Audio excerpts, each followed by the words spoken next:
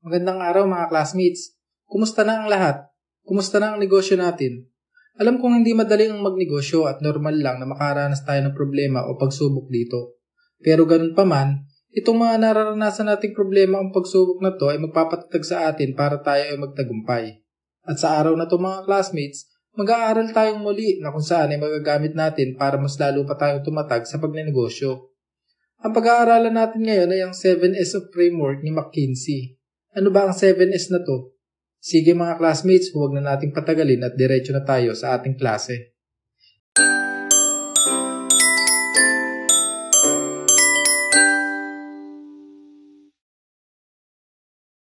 Ang 7S mga classmates ay 7 element na dinevelop upang patatagin ang isang organization lalo na ang negosyo. Maganda ito sapagkat makakatulong ito para mas mapadali ang pag-angat natin kung tama ang mga elementong ito. At ang unang S na nga dito ay tinatawag na strategy. Ikaw classmate, ano ang strategy mo sa iyong negosyo? Nagkakaroon ba kayo ng regular meeting ng mga kasama mo para pag-usapan ng goals at status ng kumpanya nyo? O hinahayaan mo na lang kung ano ang mangyayari? Kung gusto natin umangat ang negosyo natin, kailangan na iisang strategy natin sa opisina. Kailangan regular na pinag-uusapan ang goals natin upang mapaghandaan natin ang worst case scenario ng plano natin.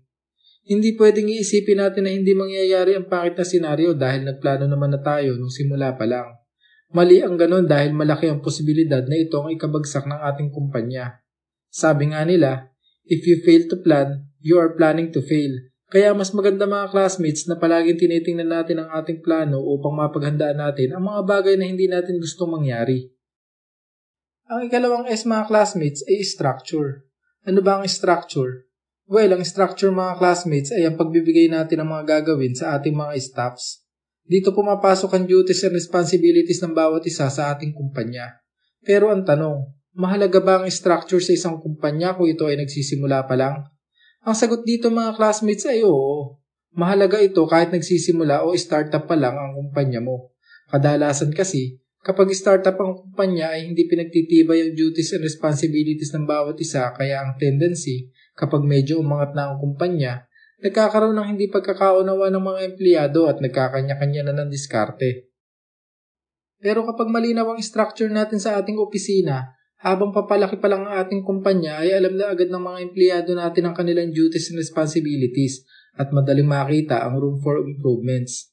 Hindi sila magpapasa ng trabaho at may iwasan ng pagtatalo dahil alam na nila kung kaninong trabaho ang mga ibibigay natin. Ang ikatlong S mga classmates ay system. Dito naman sa system mga classmates, ito ang pagdetermine ng overall operations mo sa iyong kumpanya.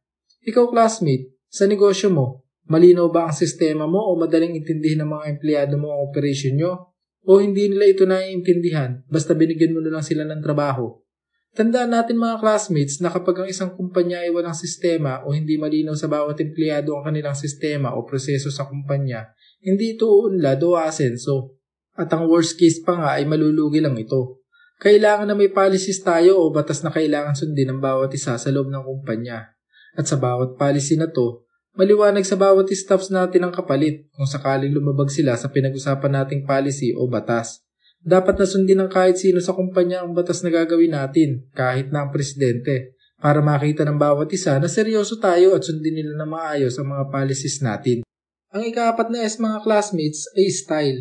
Kapag sinabi nating style sa isang company, ano ang pumapasok sa isip nyo mga classmates? Well, ang style ay isang kultura ng isang kumpanya. Ito ay best practices na kanilang ginagawa kagaya ng daily devotion tuwing umaga o kaya ay pananalangin bago magsimula ang araw. Madami ang best practices ng ibang kumpanya. Kung mayroon din kayong idea sa ibang kumpanya ay maaari nyo itong isulat sa comment section natin sa ibaba mga classmates para matuto din kami. Kapag bagong hire ang empleyado, kailangan na maipaliwanag sa kanya kung ano ang style o best practices ng ating kumpanya para maging aware siya at masunod niya ito. Kahit na kasi magkakaiba ng language o nationality ang bawat empleyado, maganda na nagkakaisa tayo pagdating sa kultura ng ating kumpanya. Kung hindi kasi iisa ang kultura o practices ng empleyado, maaaring maapektuhan ang operations natin at bumagal ang pag-angat natin dahil sa magkakaibang diskarte. Ang ikalimang S naman ay tinatawag ni staff. Pagdating sa staff o sa mga empleyado natin mga classmates, kinakailangan na alam natin ang attitude ng bawat isa para alam natin kung ano ang magandang trabaho na ibibigay natin sa kanila. Importante ito para mai-align natin ang bawat isa sa style o best practices natin sa kumpanya. Kagaya ng ika-4 na S, which is yung style, kailangan na nagkakaisa ang staff natin para mas mabilis ang pag-asenso ng kumpanya natin dahil nagkakasundo ang bawat isa. Maganda rin na mayroon tayong assessment tool sa mga staff natin para malaman ng bawat isa kung saan nila pwedeng i-improve ang kanilang skill. Maaari natin i-assess ang mga staffs natin semi-annually o kaya naman ay annually o kaya ay depende kung ano ang i-implement mo sa opisina mo. Ginagawa kasi ito para maging epektibo ang bawat staffs natin at syempre para malaman natin kung sino ba talaga ang karapat-dapat na ma-promote at mabigyan ng salary increase sa susunod na mga taon. Ang ika-6 na S naman mga classmate ay skills. Kung alam natin ang attitude ng bawat staffs natin, kailangan na alam din natin ang kanilang skills para ma-maximize natin ang kanilang kakayahan. Kagaya ng nabanggit ko kanina mga classmates, ang assessment tool ay makakatulong sa atin upang malaman natin kung hanggang saan ang skills na pinapakita ng ating mga staffs. Kung ikaw ay mag-hire ng staff na accountant, alam natin na more on accounting or sa finance department natin siya ilalagay dahil ito ang kanyang experience at dito siya nahubog. Hindi maganda kung sa administrative o sa human resource natin siya ilalagay dahil hindi babagay sa kanya ang ganitong skills. Kahit na kaya niya itong gawin, mag-aaral pa din siya sa mga ibang bagay patungkol dito at kakailanganin niya ng magandang experience para maging epektibo siya. Kaya sa pag-hire ng technical person, maganda na alamin natin ang experience niya para masigurado natin ang kakayahan niya sa trabahong ibibigay natin sa kanya. At ang ika-7 o huling S mga classmates ay shared values. Ang shared values mga classmates ay natututunan natin sa ating experience. Ito ay mga napagdaanan natin sa ating pang-araw-araw na buhay, sa kumpanya man o sa totoong laban sa buhay. Maganda na tuwing regular meeting sa kumpanya, nagpapalitan tayo ng experiences na sa tingin natin ay makakatulong sa paglago ng ating kumpanya. Alam naman kasi natin na magkakaiba tayo ng dinaanan sa buhay at magkakaiba ang experience natin, kaya maganda na maibahagi natin ito sa iba.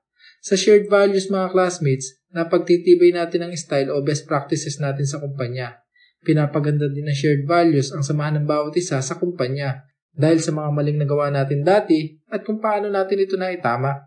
Sa ganitong paraan ay hindi na natin ito uulitin, kundi mas pagbubutihin pa natin para sa paglago ng ating kumpanya. Ayos? O paano mga classmates, may natutunan ba kayo sa mga tinalakay natin ngayon? Sana ay nakatulong ako sa inyo at magamit nyo ang 7S na ito sa inyong kumpanya para mas bumilis pa ang paglago nito. At bago tayo maghiwa-hiwalay mga classmates, kung hindi pa kayo nakasubscribe dito sa ating channel ay pakisubscribe naman at pakihit mo na din ang notification bell para palagi kang present dito sa ating klase. Madalas ay nag-upload tayo ng video dito ng tungkol sa negosyo o kaya naman ay kung paano natin maaabot ang ating mga pangarap. At kung may mga kaibigan o kakilala din kayo mga classmates na interesado sa ganitong topic ay pakishare naman sa kanila ang video natin na to para mas lumaki pa ang community natin. Ang layunin natin dito ay makatulong sa bawat isa. Sige mga classmates, hanggang dito na lang muna at magkita-kita na lang ulit tayo sa ating next video.